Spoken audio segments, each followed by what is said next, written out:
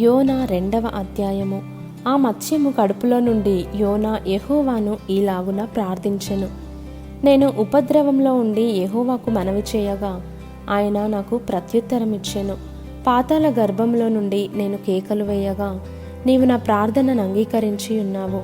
నీవు నన్ను అగాధమైన సముద్ర గర్భంలో పడవేసి ఉన్నావు. ప్రవాహములు నన్ను చుట్టుకొని ఉన్నవి. నీ తరంగములను నీ కరులును నన్ను కప్పియున్నవి. నీ సన్నిధిలో నుండి నేను వెలివేయబడినను నీ పరిశుద్ధాలయము తట్టు మరలా చూచెదనను కొంటిని. ప్రాణాంతము వచ్చినంతగా జలములు నన్ను చుట్టుకొని ఉన్నవి.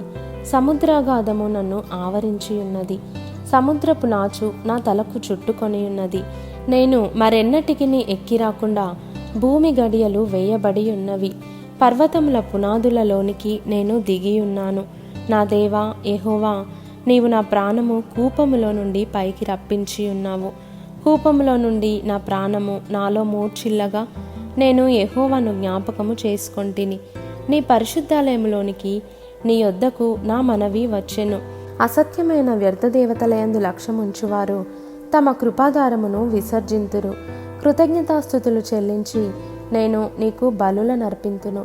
నేను మ్రొక్కుకొనిన మ్రొక్కుబళ్లను చెల్లింపక మానను. యెహోవా యొద్దనే రక్షణ దొరుకును అని ప్రార్థించెను. అంతలో యెహోవా మత్స్యమునకు ఆజ్ఞ ఇయ్యగా అది యోనాను నేల మీద కక్కివేసెను.